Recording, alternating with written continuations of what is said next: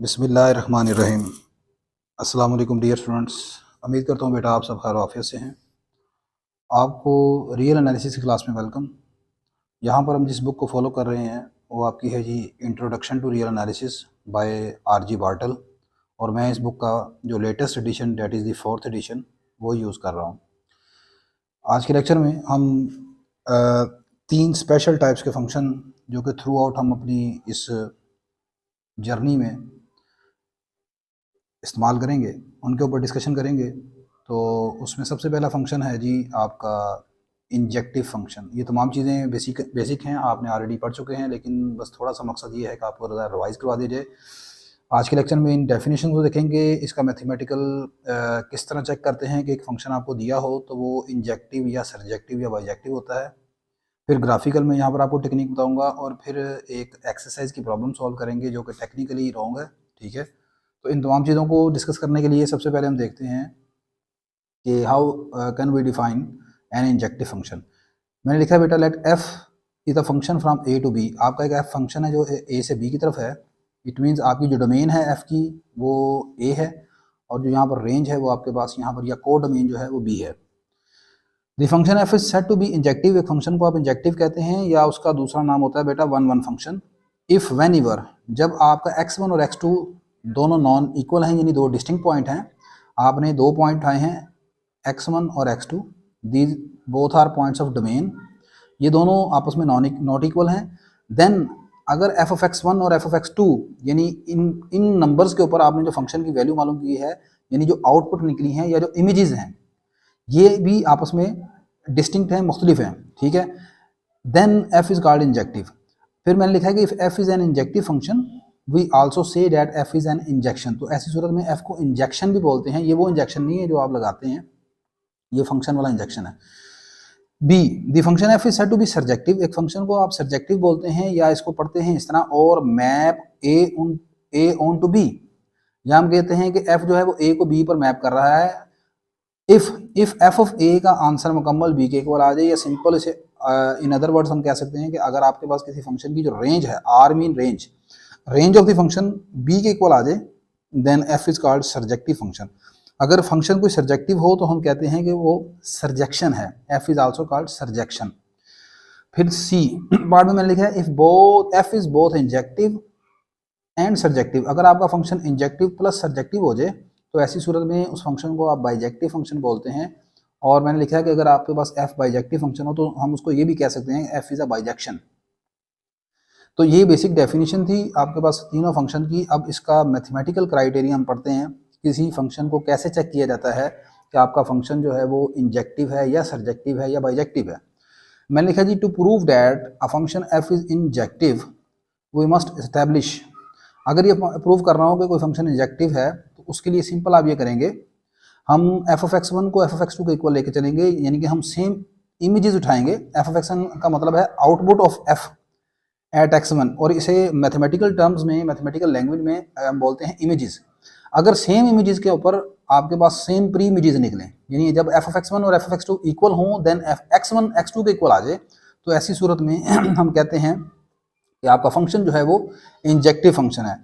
Simple इसकी example अगर मैं आपके पास लूँ कि मेरे पास अगर फर्ज करें एक फंक्शन है f of x is equal to x, तो अगर मैं आपसे कहूँ कि मेरे पास f ऑफ x1 का आंसर क्या आएगा, तो आप कहेंगे बेटा x1, और अगर मैं कहूँ कि आपके पास f ऑफ x2 का आंसर क्या आएगा, आप कहेंगे x2। अब मैं क्या करता हूँ, मैंने कहा कि अगर मैंने प्रूव करना है कि ये फंक्शन इंजेक्टिव है तो मुझे f ऑफ x1 को f ऑफ x2 के इक्वल लेके चलना पड़ेगा, और मैं देखूंगा कि क्या x1 और x2 इक्वल निकलते हैं। तो सिंपल सी एग्जांपल ली है मैंने आइडेंटिटी फंक्शन की। f ऑफ x1 का जवाब है x1 के इक्वल, और f ऑफ x2 का जवाब है x2 के इक्वल। तो आपने देखा कि जब आपने इन दोनों को इक्वल लिया तो आपके पास x1 का आंसर x2 के इक्वल आ गया।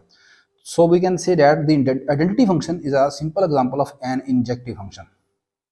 आगे ये करने के लिए to prove that a function f is surjective. अगर ये आपने प्रूव करना हो कि एक फंक्शन जो है वो सर्जेक्टिव है, तो आपने सिंपल ये दिखाना होगा कि we show that for any b belong to b, आपकी रेंज में आपकी जो कोडोमेन दूसरा सेट b है, इसके अंदर जो भी एलिमेंट पड़ा हुआ है, there exist at least one point x belong to a, उसके लिए कम से कम एक पॉइंट a के अंदर मौजूद ऐसा है सच डैट के f of x is equal to b। इसे सिंपल अगर मैं वर्ड्स में कहूँ तो मुझे ये प्रूफ करना पड़ेगा, इसको आप इस तरह समझ सकते हैं, ये डायग्रामेटिकली अगर फ़र्ज़ करें कि मेरा ये सेट ए है, ये सेट बी है, तो मैं अभी बी को रेंज नहीं कह सकता, मैं बी को यहाँ पर कहूँगा कि ये कोडोमेन है। क्या है? कोडोमेन। ए क्या कहलाती है? डोमेन। बी क्या कहलाती है? कोडोमेन। अब ये मेरे पास एक फंक्शन है यहाँ पर एफ, जो कि ए के एलिमेंट्स को बी के ऊपर मैप कर रहा है। अगर फर्ज करें कि यहाँ पर अब x1 है, तो x1 की जो इमेज होगी, यानी उसको मैं ऐसे नोट करूंगा fx1 से। इसी तरह x2 की जो इमेज होगी उसको मैं नोट कर लेता हूँ यहाँ पर f(x2) से। अब मैं ये कह रहा हूँ कि अगर फर्ज करें कि आपके पास इस b के अंदर सेट, दूसरा सेट जो b है, इसके अंदर कोई भी आप एलिमेंट उठाते हैं, फर्ज करें मैं यहाँ पर उठा लेता हूँ f(x1) को, तो क्या f(x1) के लिए मुझे a में कोई ऐसा एलिमेंट है जिसके ऊपर f लगाने से f(x) बनेगा? तो सिंपल आप कहेंगे जी सर x1 ऐसा एलिमेंट मौजूद है a के अंदर जिसके ऊपर जब आप f अप्लाई करेंगे तो वो आंसर किस में निकलेगा? b के अंदर जाएगा। तो अगर ऐसा हो कि b के अंदर तमाम एलिमेंट्स a के एलिमेंट्स का इमेजेस हों, ठीक है, then we say that f is a surjective function. तो ये मैथमेटिकल क्राइटेरिया है। अब आप बात कहेंगे बाइजेक्टिव फंक्शन का मैथमेटिकल क्राइटेरिया क्या है? तो उसके लिए आपने सिंपल ये प्रूफ करना होगा कि पहले आप प्रूफ करें f इंजेक्टिव फंक्शन है, then we will show that कि f सर्जेक्टिव फंक्शन है, फाइनली हम कहेंगे कि आपका f जो है वो बाइजेक्टिव है। तो बाइजेक्टिव के लिए अलहदा से कोई क्राइटेरिया नहीं है, सिर्फ आपने इंजेक्टिव प्लस सर्जेक्टिव दिखाना होगा। अच्छा, अब नेक्स्ट में आपके पास ग्राफिकल क्राइटेरिया यहाँ पर डिस्कस करने लगा हूँ कि अगर आपको किसी फंक्शन का कोई ग्राफ दिया हो तो आपने ये पहचानना हो कि ये जो ग्राफ है ये किस टाइप का फंक्शन का ग्राफ है, यानी कि ये सर्जेक्टिव फंक्शन का ग्राफ है या बाइजेक्टिव फंक्शन का ग्राफ है या इंजेक्टिव फंक्शन का ग्राफ है। तो उसके लिए हम इस्तेमाल करते हैं हॉरिजॉन्टल लाइन टेस्ट। देखें, अगर फंक्शन को चेक करना हो ना कि वो कोई ग्राफ किसी फंक्शन का ग्राफ है कि नहीं, तो उसके लिए वर्टिकल लाइन टेस्ट होता है। जब आपका एक फंक्शन f जो है ये एक फंक्शन बन गया है, if f is our function then f is either one of the type. अब आपका f जो है वो इनमें से किसी एक टाइप का हो सकता है, either it will be surjective, it will be injective और it may be a bijective function, ठीक है ना। तो अब इन तीनों को जज करने के लिए ग्राफ से वो क्या क्राइटेरिया है? सिंपल सी आपने याद रखना है, मैंने लिखा जी a function f is called surjective. एक फंक्शन को हम सर्जेक्टिव कहेंगे if and only if every horizontal line y is equal to b with b belong to b intersects its graph at least one point। Simple आपने क्या करना है कि आपने एक हॉरिजॉन्टल लाइन ड्रा करनी है, ठीक है। अगर वो हॉरिजॉन्टल लाइन, ठीक है, ग्राफ को कम से कम एक पॉइंट पर जरूर कट करे, एटलीस्ट वन पॉइंट का मतलब ग्रेटर देन इक्वल वन, एक या एक से ज्यादा पॉइंट पर कट कर जाए तो ऐसी सूरत में हम कहते हैं कि वो जो ग्राफ है ना वो किसी सर्जेक्टिव फंक्शन का ग्राफ है। A function f is called injective. एक फंक्शन को इंजेक्टिव कहेंगे if every horizontal line intersect its graph at most one point. Horizontal के लिए है कि वो ज्यादा से ज्यादा एक पॉइंट पर कट करती है। अब ज्यादा से ज्यादा का मतलब होता है या एक या एक से कम, यानी कि या तो एक पॉइंट पर कट करती है या एक से कम। अब एक से कम क्या है? जीरो। या तो वो किसी पॉइंट पर कट नहीं करती या एक पॉइंट पर कट करती है, ये इसका मतलब है। A function f is called bijective function if and only if every horizontal line intersects it's graph exactly at one point. अगर वो हर हॉरिजॉन्टल लाइन जो है वो किसी ग्राफ को एग्जैक्टली एक पॉइंट पर कट करे, एग्जैक्ट एक पॉइंट पर, ना एक से ज्यादा ना एक से कम, तो ऐसी सूरत में हम कहते हैं कि वो जो आपका फंक्शन है ना वो किसी बाइजेक्टिव फंक्शन की टाइप में आता है। अब यहाँ पर ग्राफिकली आप जरा देख लें इन चीज़ों को, मैंने कुछ एग्जांपल आपके साथ डिस्कस कर रहा हूँ। अच्छा जी, मैंने लिखा जी कंसीडर द फंक्शन। अब ये एग्जांपल जो है ये आपके पास बुक में मौजूद नहीं है, ये मैं आपको एलेबोरेशन करने के लिए वैसे बता रहा हूँ। मैंने लिखा जी कि फंक्शन है मेरे पास r से नॉन नेगेटिव रियल नंबर, 0 से इन्फिनिटी है। फंक्शन ये है एक्स स्क्वायर। आप जानते हैं एक्स स्क्वायर जो है इसमें जब भी आप एक्स की नेगेटिव वैल्यू पुट करें या पॉजिटिव, आंसर आएगा आपके पास पॉजिटिव, 0 पर 0 आएगा। तो इसलिए मेरा ये जो सेट है वो 0 से इन्फिनिटी मैंने रख लिया है। Then F is called surjective. F is clearly surjective, ये सर्जेक्टिव फंक्शन है। क्यों है? हमने ग्राफिकली देखना है। We can observe that from its graph that every horizontal line cuts its graph at least one point. For example consider the horizontal line y equal to 9। मैंने इसके graph को देखें, इस लाइन y इक्वल टू 9 से cut किया है, तो आप चेक कर लें ये जो ग्राफ है this is graph of function F of X is equal to X square. ये पैराबोला है और ये मेरी एक ब्लू कलर की लाइन है, ठीक है।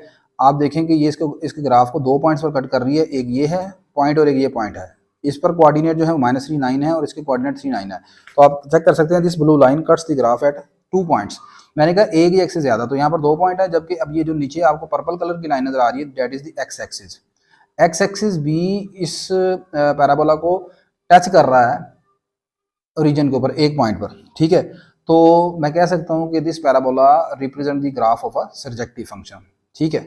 ये एक या एक से ज़्यादा पॉइंट पर कट करेगी तो हम कहेंगे कि ये जो ग्राफ है ये किसी सर्जेक्टिव फंक्शन का ग्राफ है।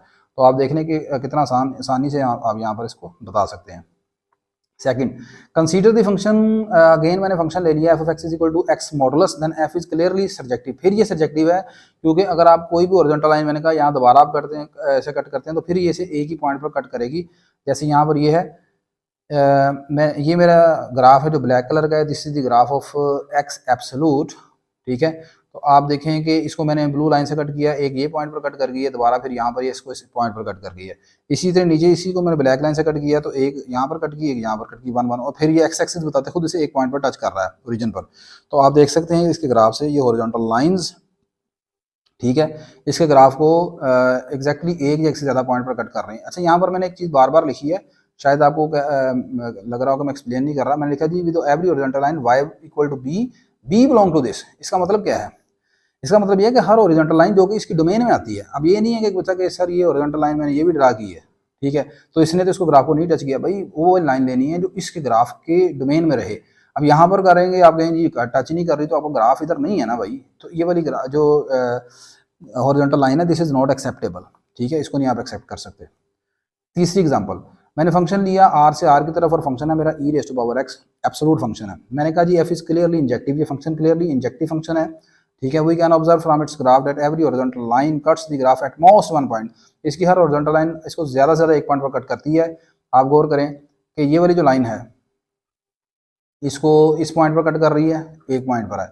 फिर आपके पास ये जो लाइन है ब्लैक कलर वाली, ये भी इसके ग्राफ को, ये ग्राफ है जो ब्लू कलर का ना, this is the graph of function e raise to power x, this is the graph of function e raise to power x। एक पॉइंट पर कट की, एक पॉइंट पर कट की। अब ये जो इसका एक्स एक्सिस है, बताते हैं खुद एक्स एक्सिस है, ये इसका एसिम्प्टोट है, सही है ना। एक्स एक्सिस जो है वो इस एक्सपोनेंशियल फंक्शन का एसिम्प्टोट है, ये इसको कभी भी कट तो नहीं करेगा लेकिन इसका करीब करीब चलता जाएगा। एसिम्प्टोट की डेफिनेशन होती है ना, तो इसको कभी भी कट नहीं करेगा। तो यही मैंने लिखा है कि इसके ग्राफ को हर हॉरिजॉन्टल लाइन या तो एक पॉइंट पर कट करेगी, ठीक है, एट मोस्ट 1 पॉइंट पर, या एक पर या एक से कम के ऊपर, लेस देन और इक्वल टू 1, ठीक है ना। लास्टली हम एग्जांपल देखते हैं बाइजेक्टिव फंक्शन की। मैंने फंक्शन ले लिया F of X is equal to X cube, ये एक बाइजेक्टिव फंक्शन है क्योंकि अगर आप यहाँ पर कोई भी हॉरिजॉन्टल लाइन से इसको कट करें तो आप देखेंगे कि हर हॉरिजॉन्टल लाइन इसको एग्जैक्टली एक पॉइंट पर कट करती है। ये ग्रीन कलर की लाइन है, ये आपके पास इसका ग्राफ को यहाँ पर कट कर रही है, this is a single point. इसी तरह ये ब्लू कलर की लाइन है, ये इसको सिंगल पॉइंट पर कट करती है। आप कोई भी हॉरिजॉन्टल लाइन कहीं से भी ड्रा करके देख लें, every horizontal line will cut it's graph at exactly 1 point. So I can say that this function f of x is equal to x cube is a graph of bijective function। ये मेरे पास graphical criteria हो गया बेटा, ठीक है। अब यहाँ पर हम एक एग्जांपल डिस्कस कर रहे हैं। This example is available in your text book, ये बार्टल की किताब में मौजूद है। इसमें आपको एक सेट दिया गया है, ए सेट है उन तमाम रियल नंबर का जो कि 1 के इक्वल नहीं है, ठीक है। ये जो सेट है वो क्या लिखा हुआ है, x बिलोंग टू r, तमाम real number for which x not equal to 1 defined by, ये फंक्शन है 2x ओवर x माइनस 1। आप देख लेंगे ये जो फंक्शन है वो x इक्वल टू 1 के ऊपर इन्फिनिटी देता है, इसलिए उसने यहाँ पर डोमेन में से x इक्वल टू 1 को रिमूव कर दिया। हमने प्रूफ ये करना है to show that f is injective, हमने प्रूफ करना है कि f इंजेक्टिव है। तो क्राइटेरिया ये है, कहता है जी कि इंजेक्टिव प्रूफ करने के लिए mathematical criteria, we will take 2 points x1 and x2 in A and we assume that के f of x1 और f of x2 इक्वल हैं। हम इसको इक्वल लेके चलेंगे और हम ये प्रूफ करेंगे कि इन पर निकलने वाले आंसर जो इमेजेस हैं, प्री इमेजेस हैं x1 और x2, they are also equal, ये हमने प्रूफ करना है।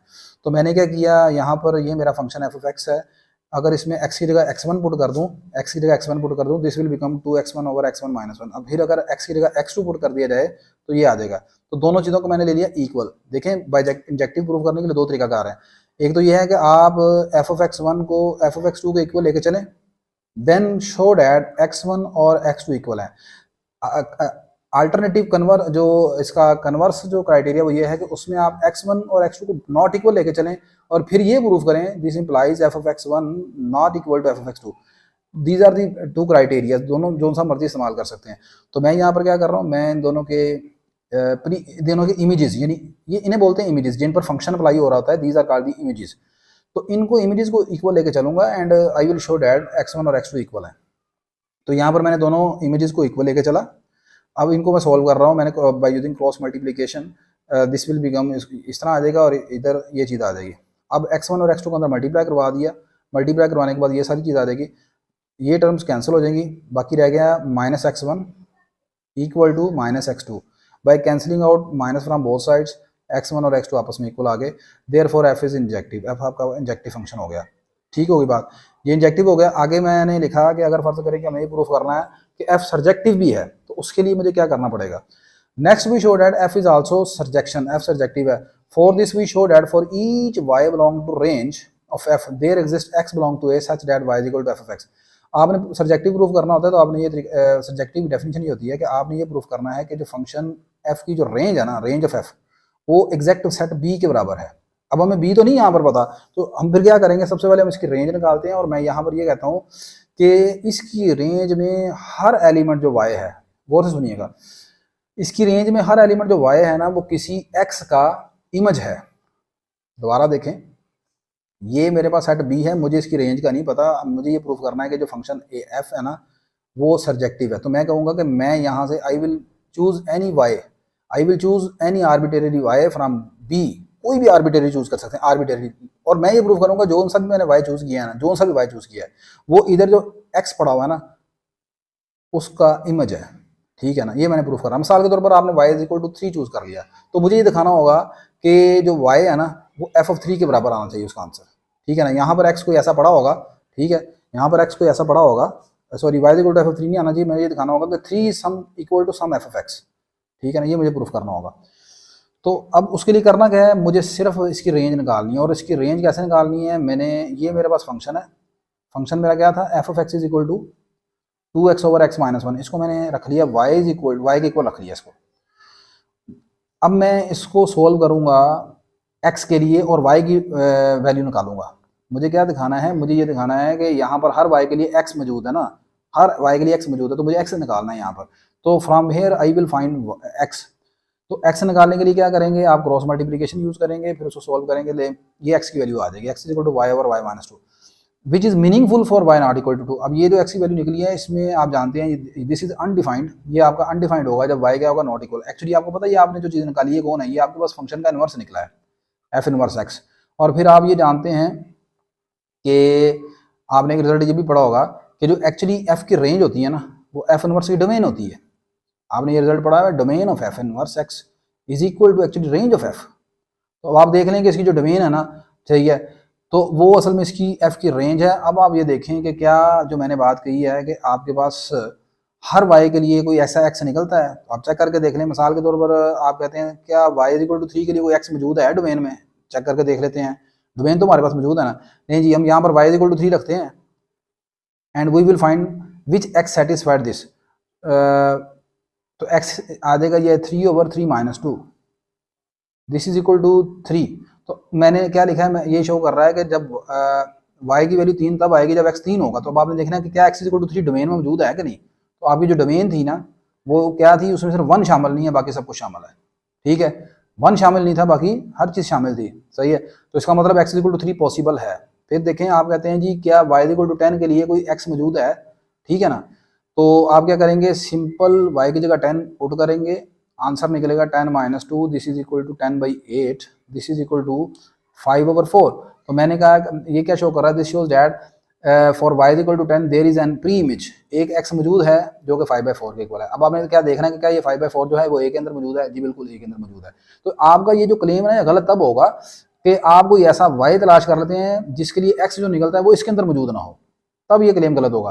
तो आप कोई ऐसा x मालूम नहीं कर सकते जो कि जिसके लिए y हो लेकिन वो x इसके अंदर ना हो, सही है। मिसाल के तौर पर आप कहते हैं जी मैंने एक y ऐसा ढूंढा है जिसके लिए x 1 निकलता है, फिर आपका क्लेम दुरुस्त होगा, लेकिन वो आप ऐसा y तलाश नहीं कर सकते, सही है। नेक्स्ट मैं आप अपने लास्ट सेगमेंट में एक्सरसाइज आपकी है सेक्शन 1.1 के लिए, इसमें क्वेश्चन नंबर 16 मौजूद है। ये क्वेश्चन बेसिकली गलत है, ठीक है, इसको थोड़ा सा करेक्शन भी कर लें इसकी। क्वेश्चन कुछ इस तरह है जी, कहता है show that the function F defined by, आपके पास एक फंक्शन दिया हुआ है F X is equal to X over square root X square plus 4 और इसकी जो डोमेन दी गई है वो रियल नंबर है, एक्स बिलोंग टू आर। उसने क्लेम ये किया है, कहता है आपने प्रूफ करना है this is the bijection of R onto this. आपका जो फंक्शन है ना वो आर से इस ओपन इंटरवल -1 से लेकर +1 के दरमियान क्या है, बाइजेक्शन है, यानी बाइजेक्टिव फंक्शन बनता है। मैं भी ये प्रूफ करूंगा कि ये बाइजेक्टिव तो बड़ी दूर की बात है, ये इंजेक्टिव भी नहीं बन रहा, सही है। क्योंकि आप जानते हैं बाइजेक्शन प्रूफ करने के लिए मुझे 2 चीज़ों की जरूरत है, I need to show that this is firstly this is injection, ये इंजेक्शन है यानी इंजेक्टिव फंक्शन है, then I will show that this is surjective function. तो इसमें मैं आपको ये बताऊंगा कि ये बाइजेक्शन इंजेक्शन बाइजेक्टिव फंक्शन नहीं बनता इसकी बताई हुई डोमेन के ऊपर। फिर मैं आपके साथ यहाँ पर इसकी करेक्शन भी करवा देता हूँ, मैं आपको बता भी देता हूँ कि यहाँ पर कौन सी डोमेन रखी जाएगी कि ये क्वेश्चन ठीक हो जाए। To show that f is injective we will take, हम क्या करेंगे, कोई से 2 पॉइंट उठाएंगे रियल नंबर में से, यानी जो उसने डोमेन कही है। अब डोमेन देखें मैं यही लेके चल रहा हूँ, मैंने ये अभी पहले ये करना प्रूफ आपको दिखाना है कि ये क्वेश्चन गलत है, ठीक है ना, इस डोमेन के लिए। तो मैंने आर में से कोई से दो रियल नंबर उठा लिया। अब आप जानते हैं आर जो है ना, ये पूरा का पूरा सेट ऑफ रियल नंबर जो आर है, this is from -∞ to +∞। I have taken here x1 and x2 from this interval. इसमें से कोई से 2 पॉइंट उठा लिए आर्बिटेरली, ठीक है। तो अब मुझे ये प्रूफ करना है कि जब आपके पास ये दोनों इक्वल हैं तो x1 और x2 का जवाब इक्वल आना चाहिए, x1 और x2 का जवाब इक्वल आना चाहिए, ये एग्जैक्ट होल्ड करना चाहिए। तो अब ये दोनों जो x1 और x2 कहाँ से उठाए हैं, रियल नंबर में से, so they may be both are positive, one is positive other is negative, ये तमाम पॉसिबिलिटी हो सकती हैं। तो मैंने यहाँ पर f(x1) का आंसर निकाला, यहाँ पर x की जगह x1 पुट कर दिया तो ये बन गया ऐसे, फिर यहाँ पर x की जगह x2 पुट कर दिया तो ये बन गया ऐसे। अब इसको मैं साइमल्टेनियस, इसको मैं sorry bye using cross multiplication after taking square on both sides, ये स्क्वायर ले लिया तो ऊपर x1 स्क्वायर आ गया, नीचे स्क्वायर रूट कैंसिल हो जाएगा, यहाँ पर भी ऐसे आ जाएगा। By using cross multiplication this will become this. उसके बाद after multiplying x1 square inside the bracket we have, ये चीज़ ऐसे आ जाएगी। By cancelling out this term को कैंसिल कर देंगे and further by cancelling 4 on both side this will become x1 square is equal to x2 square. अब देखें यहाँ पर दोनों तरफ स्क्वायर रूट ले लेंगे आप, तो यहाँ से x1 आ जाएगा +-x2। तो आपने देखा कि यहाँ से 2 केसेस आ गए हैं, एक आ गया x1 x2 के इक्वल और एक आ गया x1 is equal to -x2। लेकिन मुझे सिर्फ ये होना चाहिए था कि x1 और x2 इक्वल होना चाहिए, x1 -x2 के इक्वल नहीं होना चाहिए। This shows that f is not an injective function over r, f injective function नहीं है r के ऊपर। अब ये देखें ये r के ऊपर इंजेक्टिव नहीं है तो ये कब पॉसिबल होगा। अब देखें अगर फर्ज करें x1 और x2 दोनों पॉजिटिव है, x2 पॉजिटिव है फर्ज करें, सपोज x2 इज पॉजिटिव, तो x1 का आंसर क्या निकलेगा यहाँ पर, जब x2 की कोई कीमत यहाँ पर पॉजिटिव पुट करेंगे तो x1 निकलेगा नेगेटिव। इट मीन्स ये है कि ये आपके पास फंक्शन जो है वो इंजेक्टिव तब होगा, बट इंडीड इंजेक्टिव इफ, अगर मैं अपनी डोमेन को रिस्ट्रिक्ट कर दूं कि मेरे पास डोमेन जो है वो सिर्फ ये है positive non negative real number, if I restrict my domain from 0 to infinity, तो अब इसमें सिर्फ वो नंबर आएंगे जो कि 0 या 0 से बड़े आएंगे। तो इस केस में हम इसको रिमूव कर नेग्लेक्ट कर देंगे, we will neglect this case, ठीक है ना। तो इसको हम नेग्लेक्ट कर देंगे तो ऐसी सूरत में मेरा सिर्फ ऊपर वाला केस आ जाएगा, सिर्फ ये आइडेंटिटी रह जाएगी, ये इक्वेशन रह जाएगी मेरे पास, इसको मैं नेग्लेक्ट कर दूंगा। तो पता चलेगा कि ये मेरा जो फंक्शन है वो इंजेक्टिव बन जाएगा, 1 1 हो जाएगा जब मेरी डोमेन इतनी रह जाएगी। आगे चलते हैं। वैसे तो अकॉर्डिंग टू जो बुक है वो मेरा क्वेश्चन यहाँ पर खत्म हो जाना चाहिए, मुझे कह देना चाहिए कि फंक्शन भाई इंजेक्टिव तो नहीं बनता, लेकिन मैंने यहाँ पर करेक्शन भी आपको बता रहा हूँ। अब आगे मुझे ये प्रूफ करना है कि ये फंक्शन सर्जेक्टिव है, तो सर्जेक्टिव फंक्शन को प्रूफ करने के लिए firstly I will find range, हम फंक्शन की रेंज मालूम करेंगे फॉर दिस। अब रेंज मालूम करने के लिए क्या करते हैं हम, सपोज कर लेते हैं अपने फंक्शन को y के इक्वल और फिर इसको सॉल्व करते हैं x के लिए। तो आफ्टर सॉल्विंग दिस क्वांटिटी और दिस एक्सप्रेशन फॉर x, तो x के लिए सॉल्व करेंगे। यहाँ पर ये देखें दोनों तरफ क्रॉस मल्टीप्लिकेशन, ये आगे चीज़ बाय स्क्वायर रूट खत्म करने के लिए bye taking square on both side, दोनों तरफ स्क्वायर ले लिया, इधर आ गया x का स्क्वायर। अब दोनों तरफ जो x स्क्वायर वाली टर्म है हमको एक तरफ कर लेते हैं bye shifting x square on the left side, ठीक है। तो नहीं sorry, bye shifting this term on the right side, इसको इधर ले लेते हैं, 4y स्क्वायर इधर आ देते हैं, तो ये आ जाएगा x square into 1 minus Y square. From this equation x square आ जाएगा आपके पास 4y square over 1 minus Y square. अब यहाँ पर देखें मुझे रेंज निकालनी है, रेंज निकालने के लिए अब ये नहीं x के लिए सॉल्व करना ना, तो अब ये नहीं है कि आप हमेशा क्या करें x के लिए दोनों तरफ आप इस तरह कर लें, अंडर ले लें, फिर प्लस माइनस आ जाएगा, नहीं, मुख्तलिफ तरीकाकार यूज़ कर सकते हैं, मुख्तलिफ कॉन्सेप्ट। मैंने क्या कॉन्सेप्ट इस्तेमाल किया, देखें मैंने लिखा एज ये जो x स्क्वायर है मुझे किसकी वैल्यू निकालनी है, x की निकालनी है और रेंज चाहिए मुझे असल में। मैंने कहा ये जो राइट साइड है इधर वाली लेफ्ट साइड, ये है x स्क्वायर। अब ये x स्क्वायर जो है पॉजिटिव है, अब ये पॉजिटिव भी हो सकता है, सॉरी x स्क्वायर जो है ये आपका पॉजिटिव भी हो सकता है, 0 भी इक्वल 0 भी हो सकता है ना। तो this is greater than equal to 0। अब ये ग्रेटर देन इक्वल टू 0 है तो इट मीन्स ये वाली जो साइड है, अब ये दोनों इक्वल है, इट मीन्स ये चीज जो लेफ्ट राइट साइड पर है, this right side should be also greater than equal to 0। देखो ना यार, आप कहते हैं कि जब राइट साइड आपकी left side greater than equal to 0 है और ये दोनों चीजें इक्वल हैं, तो आपकी फिर राइट हैंड साइड का आंसर कभी नेगेटिव नहीं आ सकता, it means this should also be greater than equal to 0। अब देखें ये p ओवर q फॉर्म है, this is the fraction, fraction is greater than equal to zero, there are the two cases could be. यहाँ पर दो cases हो सकते हैं पॉसिबल। एक तो ये है कि आपके पास दोनों चीज़ें, यानी ऊपर वाली चीज़ जो है वो वह नॉमिनेटर इज नॉन नेगेटिव, ऊपर वाली चीज़ नॉन नेगेटिव है यानी greater than equal to zero है, और दूसरी नीचे वाली चीज़ जो है वो पॉजिटिव है। तो फाइनल आंसर क्या आएगा आपके पास, दोनों नॉन नेगेटिव हो जाएगा। पहले ये वाला केस आ जाता है।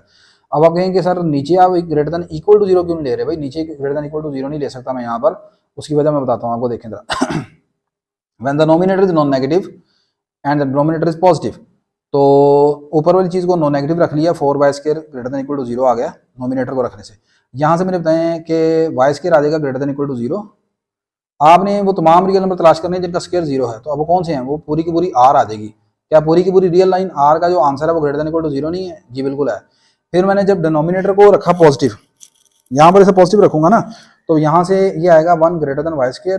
फिर मैंने इसको लिख लिया इस तरह, y² लेस देन 1। अब दोनों तरफ हम रख लेते हैं square root, by taking square root this will become like as.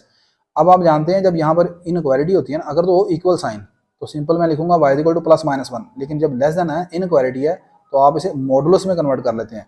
इसे मॉडुलस में कन्वर्ट कर लिया, this can be written as -1 + 1। हम जानते हैं एक प्रॉपर्टी आपने पढ़ी है, if y absolute is less than a is positive real number, we can write it as -a less than y less than +a। तो according to this inequality this can be written as -1 less than y less than 1। इसे 2 कह दिया। अब आपके पास देखें यहाँ पर दोनों को 1 और 2 में से जो चीज़ कॉमन है, 1 कहता है कि y जो है वो पूरे का पूरा रियल नंबर है, और y यहाँ पर 2 कहता है कि y सिर्फ -1 से +1 के दरमियान है। तो फिर कॉमन कौन सी चीज़ हुई? ये आ गई। तो मुझे यही दिखाना है, यहाँ पर जो फंक्शन है ना, ये वाली चीज़ तो उसने सही लिखी हुई है कि फंक्शन सर्जेक्टिव बनता है, सॉरी बाइजेक्टिव बनता है r से इस रेंज के ऊपर, इस रेंज के ऊपर। ये रेंज तो ठीक बताई है उसने, लेकिन डोमेन ठीक नहीं ना बताई यार। ये यहाँ पर बाइजेक्टिव सॉरी इंजेक्टिव, इसके लिए इंजेक्टिविटी के लिए नहीं सही बनाया उसने, तो यहाँ से नहीं बनता इंजेक्शन, आर पर इंजेक्शन नहीं बनता, ये रेंज ठीक निकाल दी है उसने। अब अगली बात आपके जहन में मैं जो बता रहा था कि अगर फर्ज करेंगे स्टूडेंट ये कहता है कि why we are not taking here equal sign. अब यहाँ पर इक्वल साइन लेने का मतलब है कि यहाँ पर ये आएगा इस तरह, -1 less than equal to y less than equal to 1। आप मुझे बताएं कि ये जो फंक्शन है ये वाला, क्या ये y इक्वल टू 1 के ऊपर या -1 के ऊपर डिफाइंड है? ये तो अनडिफाइंड हो जाएगा। जब आप y की जगह 1 पुट करें और -1 पुट करें, this will become infinity, that's why we can not take here greater than और इक्वल साइन। ठीक है बेटा।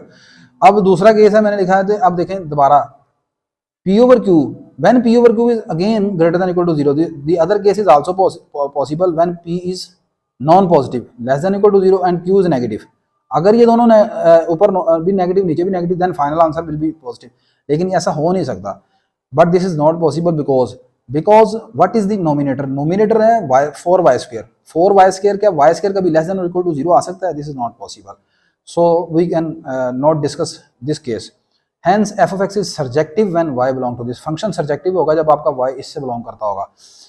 क्वेश्चन में आगे मैंने लिखा to make f of x is bijective we should restrict domain to, हमें डोमेन ये रेस्ट्रिक्ट करनी पड़ेगी एंड रेंज टू दिस। तो फंक्शन को बाइजेक्टिव होना चाहिए अगर बाइजेक्टिव बनाना है, तो फंक्शन के अगर सिर्फ सर्जेक्टिव बनाना है for just surjective, range is this. To make bijective function domain should be this and range should be 0 to 1। अब आप कहेंगे कि यहाँ पर again range why we have restrict this range to this, हमने ये रेंज भी ये वाली नहीं ले रहे -1 से +1, ये क्या वजह हुई है? We can verify that range is range as. हम यहाँ पर रेंज देखें ये सिर्फ ये लेंगे, क्यों बोला? ये नहीं रेंज आएगी, बाइजेक्टिव के लिए ये रेंज नहीं आएगी यार, बाइजेक्टिव के लिए रेंज ये नहीं आ सकती, बाइजेक्टिव के लिए रेंज भी चेंज हो जाएगी यहाँ पर। वो कैसे तरह? वो इस तरह है कि हमारे पास जो फंक्शन है y इज इक्वल टू, हमारा ओरिजिनल फंक्शन है y is equal to x over √x² + 4। मुझे बताएं कि जब आपका x 0 को अप्रोच करेगा, यहाँ पर when x approach to 0, then आपका y किसको अप्रोच करेगा? यहाँ पर x की जगह 0 पुट करें, आपका y 0 को अप्रोच करेगा। और जब आपका x इन्फिनिटी को अप्रोच करे, इन्फिनिटी कौन? डोमेन में जो नंबर है आपका, तो इन्फिनिटी को अप्रोच करेंगे यहाँ पर, तो ये किसको अप्रोच करेगा? आप सबसे पहले x को नीचे से कॉमन निकालेंगे, वो आ जाएगा इस तरह, x² बाहर आएगा, अंदर आ जाएगा 1 + 4/x²। ठीक है, जब ये बाहर आएगा तो देखो यहाँ पर ना ये इस तरह आएगा, वैसे आता है +- x के साथ, ठीक है, बट आपका x जो है वो इन्फिनिटी, पॉजिटिव इन्फिनिटी को अप्रोच कर रहा है, तो इसलिए यहाँ पर +x आएगा, +x, तो ये इसी के साथ कैंसिल हो जाएगा। अब आप x की इन्फिनिटी पुट करेंगे, दिस विल बिकम 1 + 4/∞ का स्क्वायर, 4/∞ 0, 1 + 0 0 1, तो इसकी रेंज क्या है? y approaches to 1। तो इसकी रेंज रह जाएगी 0 से 1, ठीक है। तो इन शॉर्ट वर्ड्स आपके पास फंक्शन बाइजेक्टिव अगर आपने बनाना है तो फिर आपके पास डोमेन ये होनी चाहिए और रेंज आपके पास ये होनी चाहिए। अगर आप जस्ट सब्जेक्टिव दिखाना चाहते हैं फिर ये ठीक है, और अगर आप सिर्फ इंजेक्टिव दिखाना चाहते हैं तो फिर आपके पास जो डोमेन है वो 0 से इन्फिनिटी है, ठीक है। तो आई होप कि काफ़ी चीज़ें, बहुत ज़्यादा चीज़ें मैंने अपनी तरफ से बहुत जल्दी आपको एक्सप्लेन की और बहुत ज़्यादा चीज़ें एक्सप्लेन की हैं। उम्मीद करता हूँ कि वीडियो बेटा आपके लिए हेल्पफुल होगी, अच्छी लगी होगी। इंशाल्लाह इसी तरह की मज़ीद वीडियो देखने के लिए चैनल को लाइक कीजिएगा, वीडियोज़ को लाइक कीजिएगा और अपने दूसरे दोस्तों के साथ भी शेयर कीजिएगा और चैनल को भी सब्सक्राइब कर दीजिएगा। आपके लिए काफ़ी मेहनत करते हैं, ठीक है जी। और अपनी दुआओं में याद रखिएगा। अल्लाह हाफ़िज़ जी।